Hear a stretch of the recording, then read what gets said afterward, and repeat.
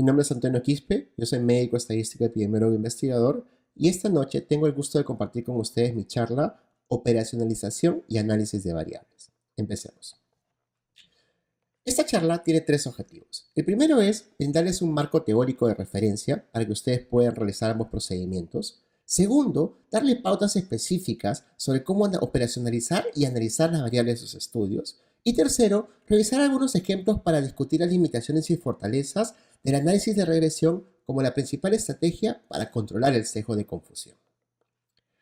Empecemos por el marco teórico. Cuando ustedes hacen investigación, por lo general hacen dos tipos de investigación. La investigación formativa, operacional, cualitativa y la investigación cuantitativa. Dentro de la investigación cuantitativa, una de las cosas que utilizamos es el teorema del límite central, la inferencia estadística. Esta estadística inferencial nos permite hacer lo siguiente. Nosotros tenemos un universo de estudio, que son el total teórico de unidades de análisis. De ellos vamos a poder listar desde el primero hasta el último sujeto de nuestra población. Eso tiene un nombre, ese listado se conoce como marco muestral. De estos vamos a calcular un tamaño de muestra mínimo para representar a nuestra población de estudio. Pero ese cálculo de muestra es teórico. Tú dices, necesito 200 de 1000. Cuando sales a la cancha, a la hora de la hora vas a buscar un sujeto, no lo vas a encontrar, vas a tener que reemplazarlo, o un sujeto empieza enrolado, abandona el estudio, y al término del estudio te vas a quedar ¿con qué? Con una muestra final. Lo que tú mides, los datos que tú vas a analizar son de esa muestra final. Y esa capacidad de medir algo en esa muestra, recolectar estadísticos y poder esos estadísticos asumir que haciendo inferencia estadística puedes estimar el parámetro que es el valor real en la población de estudio, depende de ciertos supuestos. Esos supuestos, si se viola la representatividad de la muestra. Si se cumplen los supuestos, llámese, de que la muestra llega al mínimo requerido para representar a la población, que tu procedimiento de muestreo ha sido correctamente realizado en campo y de que los supuestos que te permiten es distribución normal de la variable que estás queriendo estimar, vas a poder aplicar este tipo de estadística. Hay diferentes tipos de variables. Se clasifican por lo general en dos y se conocen como dimensiones, la dimensión cuantitativa y la dimensión cualitativa. De las cuantitativas, tienes por lo general las variables que se conocen como continuas. Dentro de ellas hay una subescala, hay una pequeña diferencia entre aquellas que tienen valores enteros y aquellas que tienen unidades divisibles, pero en la práctica de estadística se analizan de la misma manera. Hay otros subtipos, que son las variables de conteo, que tienen una distribución particular porque están sesgados en los valores pequeños o hacia los valores altos. Número de hijos, por ejemplo. En promedio, las mujeres tienen entre 1 a 2, 3 hijos, dependiendo de la región donde provengan, pero difícilmente tienen 100, 200 hijos. Llegan a un número valor 54, creo que es el récord mundial, pero tiene una distribución sesgada hacia la izquierda. Y hay otro subtipo de variables que son los casos especiales. Uno de los más importantes es tiempo para evento. Ustedes lo reconocen por el análisis de la vida, pero en realidad es análisis del tiempo hacia la ocurrencia del evento de interés. En la otra dimensión, la dimensión cualitativa, tienen a las variables de tipo dicotómicas, aquellas que tienen solamente dos valores, positivo o negativo, enfermo o no enfermo, con el evento sin el evento, expuesto o no expuesto, etcétera, etcétera. Y dentro de las otras, tienen aquellas que tienen más categorías. Las variables politómicas no ordinales serían todas aquellas que tienen más de dos categorías, pero que no tienen ningún orden establecido. El caso especial es cuando tienen un orden, primero, segundo, tercero, primer decil, segundo decil, tercer decil, etcétera, etcétera, un primer cuartil, segundo cuartil, cuarto cuartil, tercer cuartil, cuarto cuartil, etcétera, etcétera, etcétera. Estas variables, es importante reconocer su escala y su dimensión no por un capricho, sino por la distribución estadística ideal para representarlas. Entiéndase, hay distribuciones que son muy particulares, por ejemplo, los valores que tienen de valor 0 hasta valor 100, los porcentajes. ¿Cuál es la mejor forma de representar esas distribuciones? La distribución beta, por ejemplo, ¿no? Es una distribución matemática muy particular que encaja perfecto y que describe perfectamente aquellos valores que cobran valores entre 0 y 1, ¿no? Pero dentro de esas escalas particulares, que son las más comunes, ustedes tienen las variables cuantitativas. Las variables de tipo continuo discreto tienen que ver entre las paramétricas y no paramétricas. Tienen aquellas que tienen una distribución normal y aquellas que no tienen una distribución normal. Las variables de tipo conteo tienen otro tipo de distribuciones. La que mejor los representa es la distribución de Poisson. Tiempo para evento tienen otra función.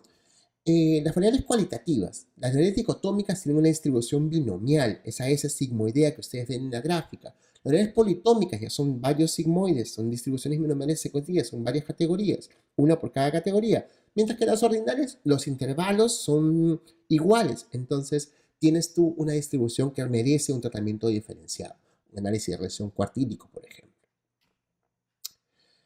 Lo que queremos hacer cuando hacemos inferencia estadística es aplicar el teorema del límite central. ¿Qué es lo que te dice el teorema del límite central? Si tú tienes una población de estudio, digamos de 100 sujetos, y te dice de que el mínimo tamaño de muestra para representarlo son 20, tú puedes de esa población sacar una muestra de 20.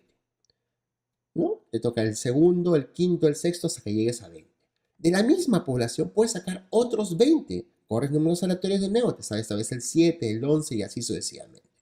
Tú puedes sacar n muestras de esa misma población, pero si coges la distribución de las muestras, esa muestra va a tender a una distribución gaussiana, a una distribución normal, que cumple ciertas reglas. La regla es de que tú puedes, a partir de la media y a partir de la distribución estándar, estimar los valores de esa población. Entiéndase. Cuando ustedes aplican estadística inferencial, van a tener que decidir cuál es la mejor medida central la medida de tendencia central y cuál es la mejor medida de distribución.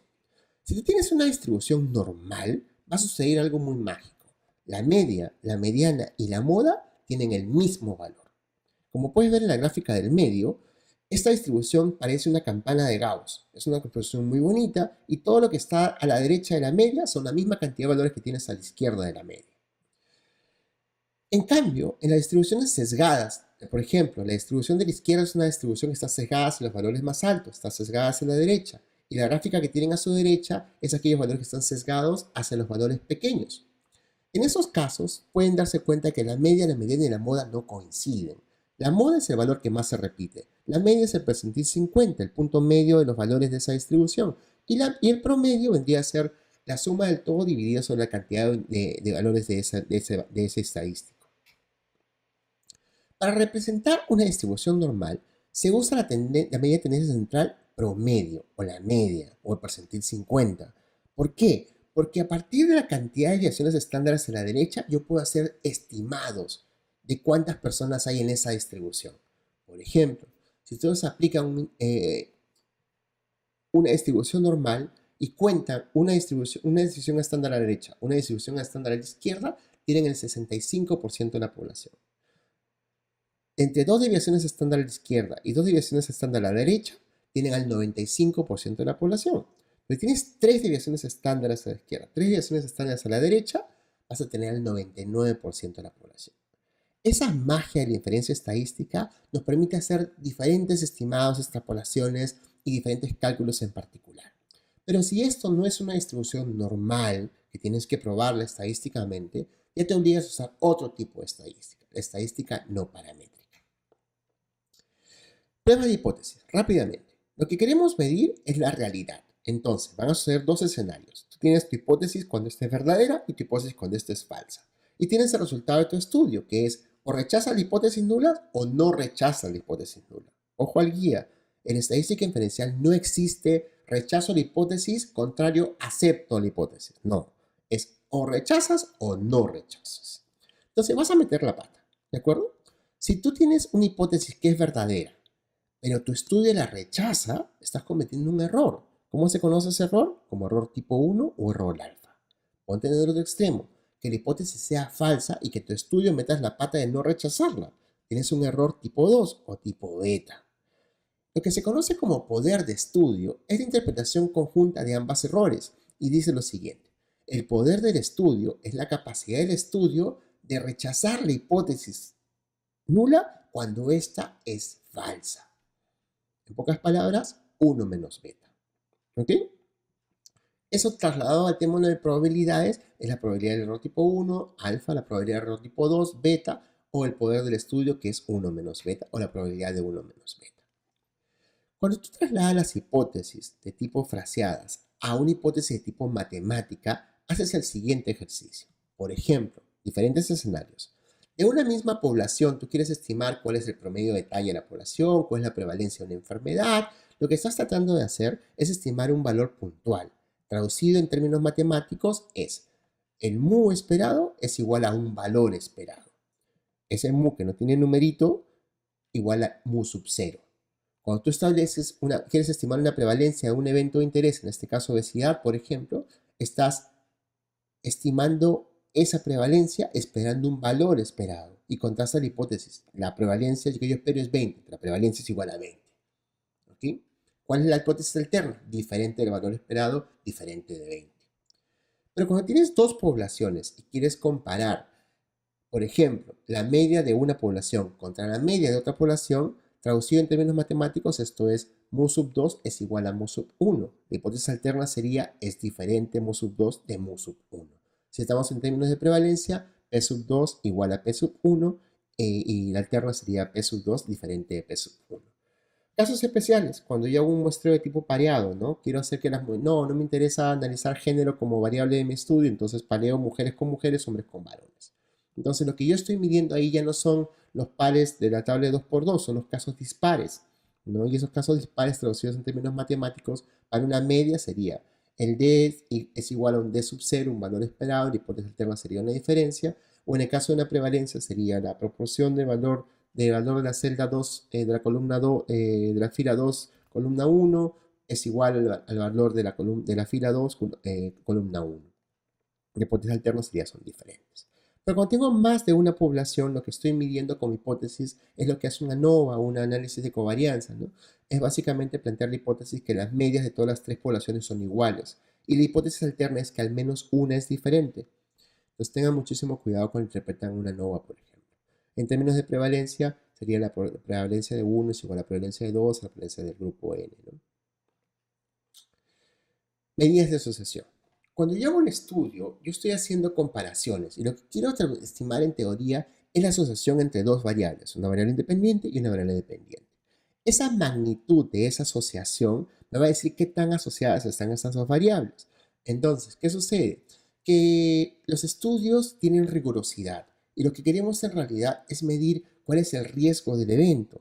Ese riesgo del evento lamentablemente no se puede hacer en estudios transversales, no se puede hacer en estudios costos y controles, pero sí se puede hacer en estudios longitudinales o estudios de ensayos clínicos. Entonces siempre queremos aproximarnos a ese valor que es la razón de riesgos. Lamentablemente no siempre se puede. Entonces, ¿qué hacemos? Aproximaciones a esos valores. En un estudio de tipo ecológico, lo único que vamos a poder calcular son las razones de prevalencia. Esas razones de prevalencia son un proxy al riesgo relativo.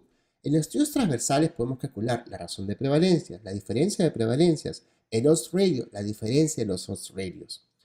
Estas medidas de asociación nos permiten aproximarnos al riesgo relativo en ciertas circunstancias, sí. En casos de controles solo puedo calcular los odds ratio, pero es importantísimo que no metan la pata. En cohortes sí puedo hacer estimados de magnitud de asociación. Puedo estimarlos todos, desde una razón de prevalencia, su diferencia, los odds ratio, la diferencia, riesgo atribuido, riesgo relativo, la razón de riesgos. En medidas de frecuencia, ojo al guía, en un estudio de casos y controles no puedes estimar prevalencias. ¿Por qué? Porque estás partiendo de los casos de los enfermos y no enfermos y por lo general tomas una muestra de los no enfermos. No puedes calcular prevalencias en no enfermos, por ejemplo. ¿Ok? Tengan mucho cuidado con eso. Esta condición es muy particular y es el tema de que cuando el evento de interés tiene una frecuencia baja, digamos menos del 10%, es un evento raro, existe una aproximación real entre el odds ratio a riesgo relativo. Pero conforme la prevalencia del evento de interés se va incrementando más allá de un 10%, estos valores, esta aproximación del riesgo relativo del odds ratio a riesgo relativo se va separando, se va rompiendo. Entonces, no es una buena idea usar como magnitud de asociación en un estudio transversal o de casos control o de casos controles transversales, estimar el odds ratio cuando el evento de interés tiene prevalencia mayor del 10%. En estos casos, estimen la razón de prevalencia. Correlación. Y la idea detrás de esto es de que asociación no es causalidad. ¿Ok? Tengan mucho cuidado. Ustedes para establecer correlaciones tienen que tener cuidado con qué variables están midiendo. Si están midiendo una variable de tipo cuantitativa, continua, se estima la correlación de Pearson. Si están haciendo variables categóricas, la correlación de Spearman. Si están haciendo valores que son solamente dicotómicas, ceros y unos contra ceros y unos, el tau de Kendall. ¿Cómo se calcula esto en estadística? Usando Statas tienes este comando pwcore, los nombres de las variables, y puedes pedirle que te marque, ¿no?, la significancia en estadística para un valor P esperado. Pero en este caso, esos puntos que ven en esa gráfica entre la relación entre el logaritmo neperiano de la urea con la edad, tú puedes apreciar que existe cierta asociación, ¿no? Mientras más alto uno, más alto el otro, ¿no? Esa magnitud de correlación estimada tiene un 62% para un R de Pearson. Pero es un valor que estadísticamente contrastado con que no existe correlación es significativo, el valor P es 0.035. Entonces, ¿qué concluyes con esto? Que efectivamente existe una correlación entre el logaritmo neperiano de la urea y la edad. ¿Qué tan fuerte es esa asociación? 62% se considera moderado. Diagramas causales. De asociación quieres pasar a causalidad. Y para que esto se cumpla, tienen que tener ciertos supuestos. Por ejemplo,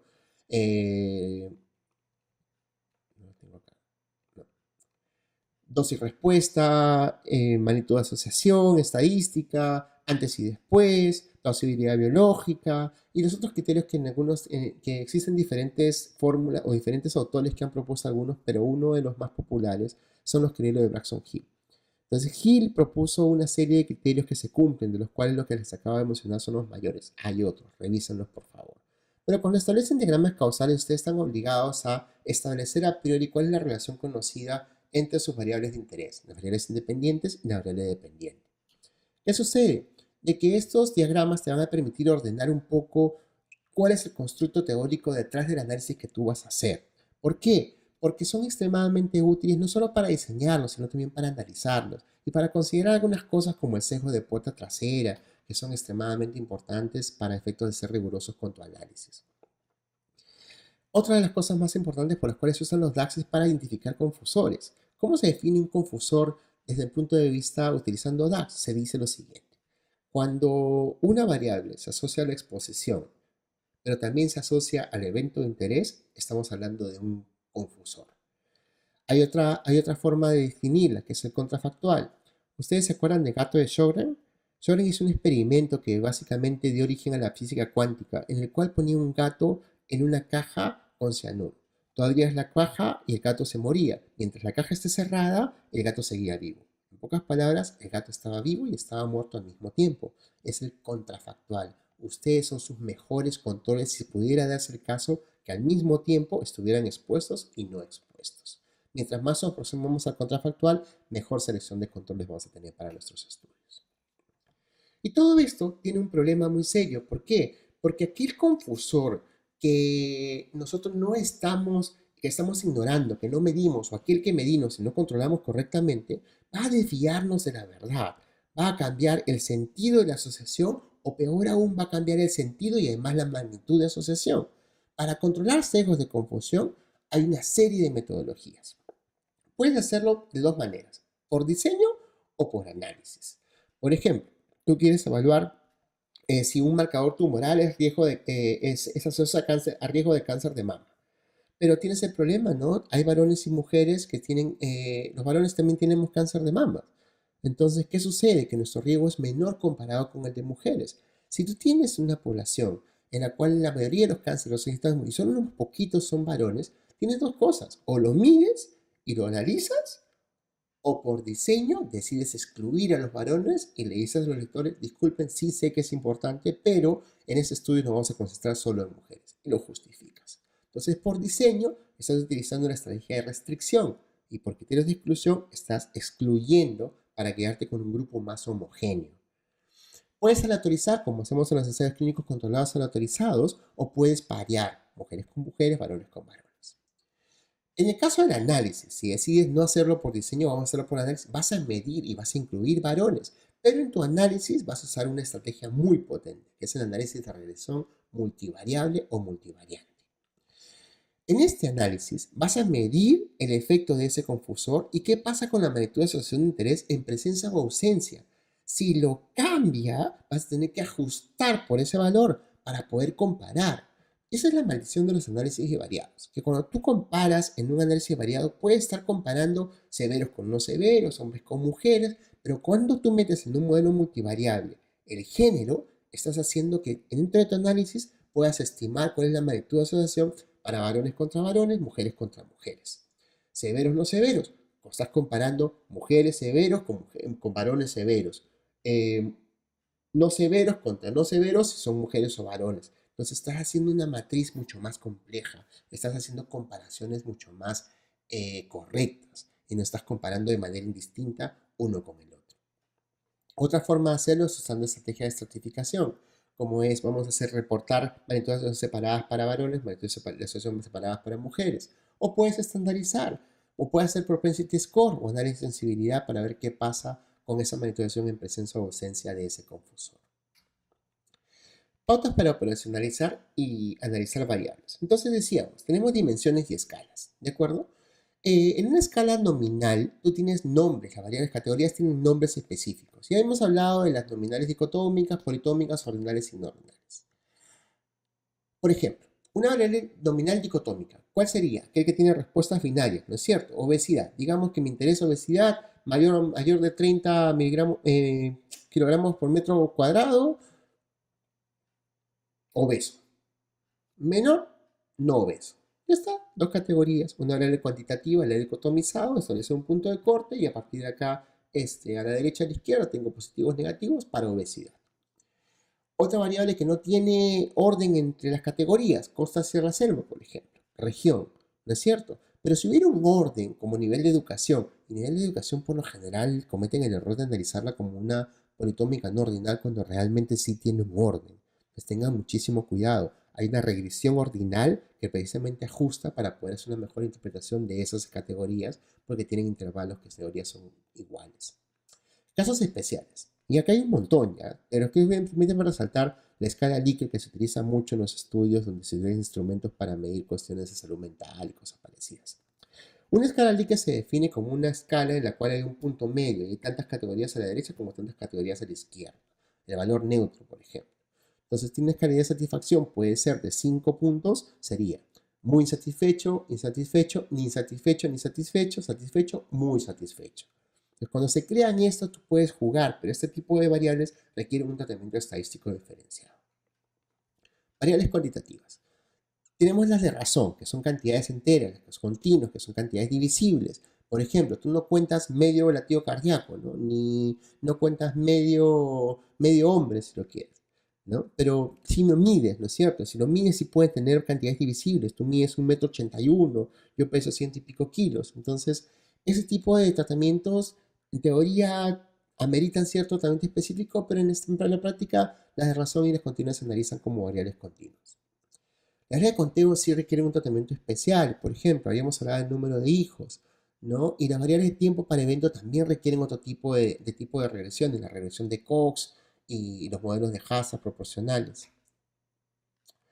En general, la mejor estrategia para poder ajustar por confusar confusores es midiéndolos. Ojo al guía. Nosotros siempre podemos medir algunas variables, no todas. Siempre hay un montón de variables que dejamos de medir y esas variables pueden afectar nuestro análisis. Entonces, la idea central es que ustedes midan las variables principales. Por ejemplo, si tú vas a hacer un estudio de riesgo cardiovascular, no puedes escaparte de medir de ese estudio todas las variables conocidas como riesgo cardiovascular. ¿Y cuál es el modelo más potente de riesgo cardiovascular? El score de Framingham. Es un estudio enorme con miles y miles de participantes seguidos por más de 50 años. Han producido un montón de data en un modelo con un montón de datos. Han logrado aislar 7 predictores. Tú quieres postular uno nuevo, tendrías que medir esos 7 más ese 8.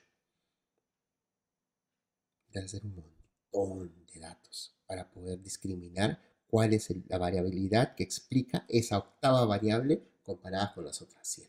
Si tú no mides las otras 7, estás dejando de medir confusores importantes que pueden alterar la dirección y la magnitud de esa asociación. Entonces tienes que tener muchísimo cuidado con qué cosa investigas y cómo lo investigas. En un modelo de regresión, acuérdense que la idea central es la de modelo de regresión lineal. ¿Ustedes cuál es la fórmula de línea recta? A más BX, ¿no es cierto? Empiezan con A, se van a su diagrama cartesiano, tienen un valor de punto de partida y luego por cada unidad cambia un B. Entonces trazan una línea recta, pues, ¿no? Ese ángulo vendría a ser el coeficiente de correlación, si lo quieres. Entonces, ¿qué es lo que se busca con esto? Se busca predecir. En una recta tienes un ajuste de modelo de 100%, porque todos los puntos de esa recta están predichos de manera perfecta por la fórmula A más BX. En ese caso nunca sucede en la realidad, siempre hay una posibilidad de error. Entonces, los modelos lineales generales lo que asumen es eso. Quieres estimar un valor I. ¿Perfecto? Si ese modelo fuera perfecto, no tendrías posibilidad de error. Entonces tendrías esa forma, esa función esperada, ¿no? Pero si tenemos un I y nuestra medición no es perfecta, sí tenemos que asumir la posibilidad de un error. Entonces el valor esperado de I más un error. Y la fórmula de relación convencional para un modelo multivariado es esa, ¿no? Beta sub 0 más beta sub 1 por la variable 1, por beta sub 2 por la variable 2, por la variable n por el beta n por la variable n, más tu error, ¿no es cierto? Y cada uno de estos coeficientes de beta son los coeficientes de regresión. Hay muchos modelos de regresión. Los más populares son el modelo de regresión lineal, que se va para variables de respuesta de tipo continua, se usa una distribución gaussiana o normal, y la interpretación es el cambio en la media de I por cada cambio en una unidad de X. Esa es la forma como se interpreta ese valor beta o coeficiente de regresión. En una regresión donde tu objetivo es predecir una variable binaria, usas una distribución binomial, y el modelo de regresión que tienes que utilizar es una regresión de tipo logística. Lo que estimas es un log-odds radio, acuérdense. Esto para poder interpretar la magnetización tienes que elevarlo al coeficiente, a sacar la exponencial. Para variable de tipo tiempo para evento, usas una regresión de tipo log lineal, y lo que estimas es el log riesgo relativo. Para un tiempo para... bueno, perdón, me quedé un error. Esto es... pasó. No sé. Ya les decía, tiempo para evento es la respuesta, entonces usamos una distribución semiparamétrica, calculamos los log hazard y usamos un modelo de hazard proporcionales. El modelo de regresión simple sería como una línea recta más el error. Entonces tenemos beta sub 0 más beta sub 1 por la variable 1 más un error. En un modelo de regresión múltiple tienes más de una variable, tienes más de un beta, ¿no? Del beta 1 hasta el beta n, digamos que tienes n variables predictoras, sería hasta el beta n multiplicado por la variable x sub n. ¿Cuáles son los supuestos detrás de un modelo de regresión lineal? Para empezar, que tiene que haber linealidad, tiene que ser una distribución normal, tiene que haber independencia de las observaciones de los errores, no puede haber una colinealidad, que es lo que se dice. Por ejemplo, si tú en un modelo donde estás prediciendo el índice de masa corporal, estás prediciendo por edad y de repente te olvidas de los detalles y metes ahí talla y peso en el modelo, estás haciendo que esas variables que se usan para calcular el IMC también entren en el modelo, estás metiendo variables que son colineales, que miden lo mismo, se rompe la independencia de las observaciones de los errores de las observaciones. Y lo último es esto que se dice en las varianzas iguales, la homoscedasticidad. ¿Qué implica esto? Que hay igual de varianzas de I para cada valor de X. Es decir, que esta distribución de los valores de X esperados tiene que tener una misma distribución. Si esto cambia, uno es más chiquito, uno más grande, se rompe la homoscedasticidad, se da el fenómeno de heterocedasticidad y se rompe uno de los supuestos más importantes detrás del modelo de regresión lineal. En pocas palabras, tu modelo no sirve. Tienes que usar otro modelo que sea no paramétrico. La estructura básica explica de que por cada valor de I hay un valor, para cada valor de X hay un valor esperado de I. Entonces, esos coeficientes de regresión, el beta sub 0 es el valor esperado para el promedio de I cuando X es igual a 0. Cuando ninguno de esos X tiene un valor, todos los coeficientes se anulan. Entonces te queda el valor de esperado de I más el error. Ese valor es el beta sub 0. El beta 1 es la cantidad en la que cambia el valor de I por cada cambio en una unidad de X. Por ejemplo, yo digo, mi variable que es de tipo dicotómica, 0 que sea mujeres, 1 que sea varones. Entonces, si yo multiplico en un modelo donde solamente hay una variable, tengo beta sub 0 más beta sub 1 por x1, y x1 es género, pero x1 toca el caso de ser una mujer, y yo le puse que mujer es igual a 0, entonces se anula el valor de beta sub 1 y el valor esperado de I es el valor de beta 0 más el error. Pero si fuera un varón, tendría que agregarle el valor de la magnitud de ese coeficiente beta sub 1 porque multiplicado por 1 es beta sub 1. Entonces, esa es la diferenciación. Veamos variables en papers publicados. Este es un paper de una tesista mía que se graduó en San Marcos y lo que hicimos en este estudio era medir complicaciones. Teníamos dos cirugías, dos técnicas para hacer una plastía y que nuestra variable era tiempo quirúrgico y tiempo de hospitalización, el predictor. Entonces nosotros decíamos la probabilidad de que ese paciente presente una complicación en función del tiempo quirúrgico y tiempo de hospitalización. Teníamos otras variables, pero en nuestro modelo de regresión multivariado, estas fueron las variables que quedamos.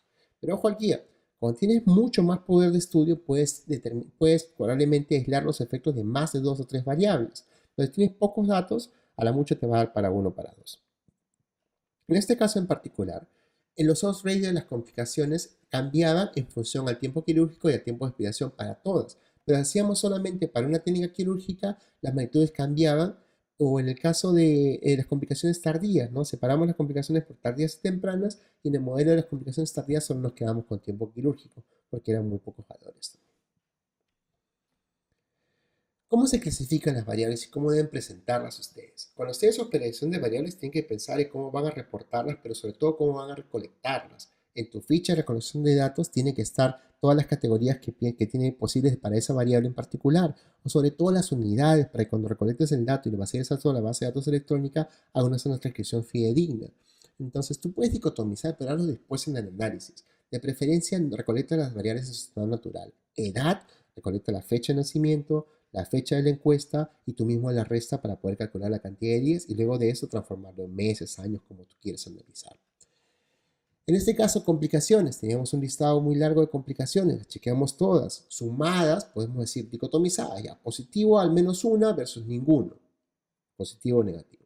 Puedo hacer el reporte de solo una versus uno o más, etcétera, etcétera y etcétera.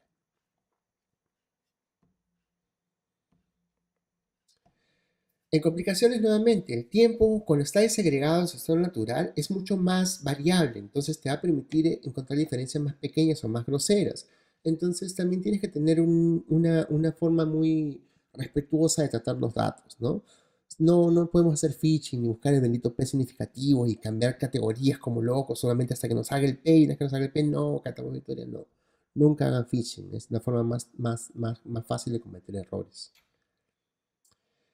Este es otro estudio que hicimos en la sala peruana haciendo análisis de tipo espacial y lo que quisimos hacer ellos era tratar de medir la distancia del río, cuánto demora una persona en trasladarse de un punto a otro punto, pero habían demasiados supuestos. Las personas cuando van a corriente arriba, demoran más que cuando van corriente abajo, no se puede saltar a través de la selva de un punto a otro, había una serie de datos que teníamos que hacerlo y lo resolvimos mediante modelos matemáticos. Estas son las gráficas de los rastros de- de las variables meteorológicas. Tienes ahí intensidad de lluvia, presión de superficie, temperatura, humedad, etcétera, etcétera. Y en la parte de abajo tienes la variabilidad. Miren, los valores arriba son la media y abajo tienen la variabilidad de variaciones estándar. Ven cómo se diluyen los valores y cómo cambia. Hay lugares donde las variables pueden ser muy variables, mientras que en otros no. Y van a haber colores más claros y los valores pueden tener valores más altos o valores más bajos. Entonces hay cierta gradiente. Entonces podemos rescatar esa variabilidad y predecir los outcomes, que en este caso era la distribución de malaria. Este es uno de los modelos más complejos que he podido producir en mi carrera y es el modelo que usé en mi tesis doctoral. Es para una regresión binomial negativa de efectos mixtos para la incidencia parasitaria semanal de Plasmodium vivax. Una marcianada ya, pero quédense con esto. Para resolver el tema de estacionalidad usamos funciones de senos y cosenos. Y para poder medir el tema de la distribución por distancia, usamos un proxy que es tiempo de viaje ajustado a la distancia entre un pueblo y el otro. A partir de eso logramos un modelo predictivo muy potente para encontrar diferencias y poder predecir con precisión dónde se presentaban los índices parasitarios más altos a lo largo de la región. Y con eso terminamos. Lo que quiero decirles y el wrap up de esta clase es la siguiente. Sí, suena muy pesado hacer la tabla de operación de variables, pero es extremadamente útil. No solamente para que ustedes no metan la pata a recolectar los datos mal, sino para que luego puedan analizarlo de la manera correcta. Respeten la cronología del dato, recojan el dato en su estado natural. Y por favor, si tienen dudas desde el punto de vista estadístico sobre qué modelo de regresión, recurran a un estadístico que realmente sepa lo que está haciendo para poder ayudarlos a orientarlos sobre cómo hacer este maravilloso trabajo que es un análisis estadístico. Conmigo hasta la próxima oportunidad. Ha sido un placer acompañarnos estas noches. Que sean muy felices.